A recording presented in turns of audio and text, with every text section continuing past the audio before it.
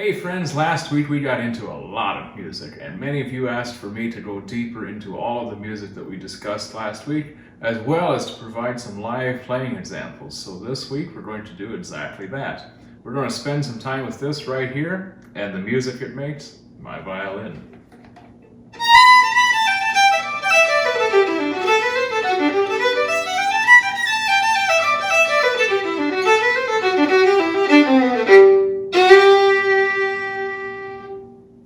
That excerpt I just played is from a traditional simple fiddle tune titled Flop-Eared Mule. I learned this one as a kid, and I grew up with this tune not giving it much thought. I always was just told it was an American fiddle tune. But where did it really come from? I don't know, and maybe no one will ever know. Maybe there are some musicologists who have an idea about where it came from. But I made my own fascinating discovery, and I want to share that with you today. A few years ago, I bought this CD right here, titled Ukrainian Village Music.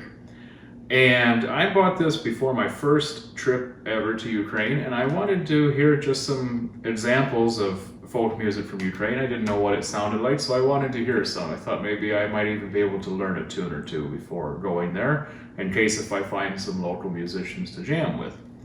Never in my wildest imagination did I expect that I would turn it on and the first track would sound nearly identical to the excerpt I just played for you. This made me start questioning a lot of things. How did a Ukrainian fiddle player have a song with almost the exact same melody as something that I was told was an American tune? Where did this tune really come from? Who had it first? Who showed who how to play it? These are all interesting questions that may never be answered, but they're interesting questions that are raised when you just start searching out and expanding your listening library. Another interesting observation and similar observation came from another release on the same record label, Arhoolie Records. There's a CD of the Czech-American fiddler Adolf Hofner titled South Texas Swing. On this recording is a track titled Paul Jones, which is the fiddle tune Arkansas Traveler. Maybe I should play you a short excerpt of that. That's the one like this.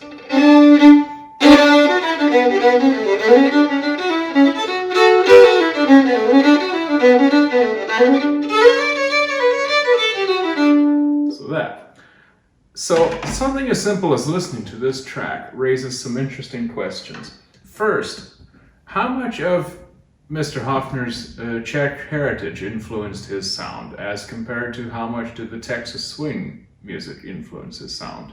Or an even deeper question is, how much of the Texas swing sound is influenced by the Czech music due to the large diaspora of Czech people living in Texas? So something just as simple as listening raises all these interesting questions. I tell you these examples for two reasons. First is, as listeners, especially in an era where we are uncovering how much has been culturally misappropriated, we must question where the traditional music we listen to came from. Just because it's cited as coming from one place or another, for example, a lot of American folk music is cited as coming from England and Ireland predominantly, doesn't mean that that's the only place it came from, if it even came from there at all. So do your own investigating, do your own research, and you might be very surprised what you find. It might be something much different. And then the second point is that the more music you listen to, the more albums you pick up, any kind of music you listen to at all, the more that you are familiar with, the more unexpected, fascinating discoveries you're probably going to find.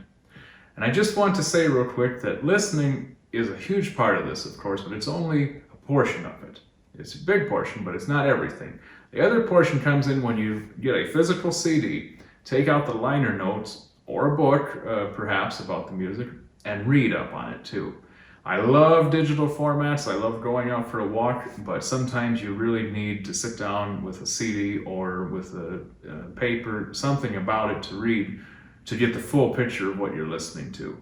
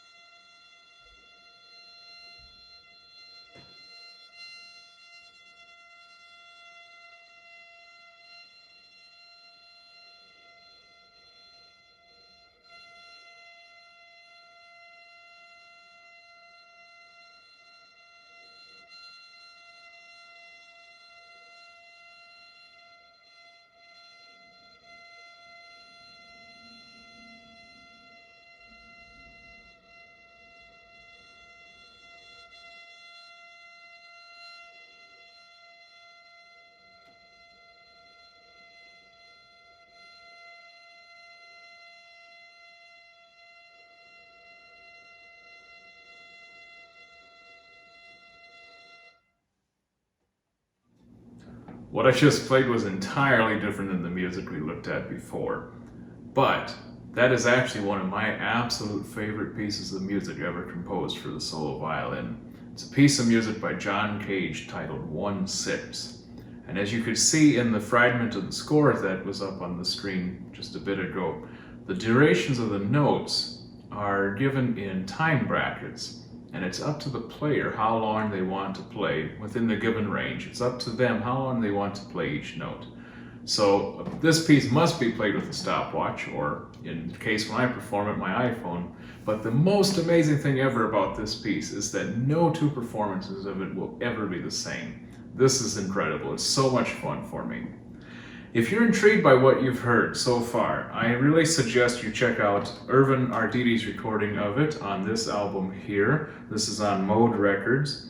But please also know that I am going to be recording my own version of it very soon, and it will be published on a very limited run of vinyl records. But I actually have a challenge for you. So if you liked it, that's great, and I encourage you to listen to it by any violinist any amount of times you want. But I actually have a challenge if you didn't like it. If you didn't like it, I still encourage you to go out and get this CD. And the entire piece is about 45 minutes long, and I encourage you to block out 45 minutes of time with no distractions, no interruptions. Turn this on and listen to it. Immerse yourself in it. Don't change it, don't turn it off, don't pause it. Listen to it uninterrupted for 45 minutes. And you might just find at the end of it that you like this piece too. Because that's similar to what happened for me. I didn't hate it, I didn't dislike it, but it was neutral. Then I turned it on and really just listened to it. And it became just this amazing meditation, and it really absolutely is one of my favorite pieces of music. So that's my challenge for you, is if you didn't like this piece, or frankly if you don't like any of Cage's work, I suggest you to really sit with it for a while, really dig into it, because you might find that your mind will be changed very soon. As always, thanks everyone for tuning in this week. Thank you for tuning in last week to my first video, and I really appreciate all the new subscribers, all the new friends that want to follow us along for this interesting discovery of new music.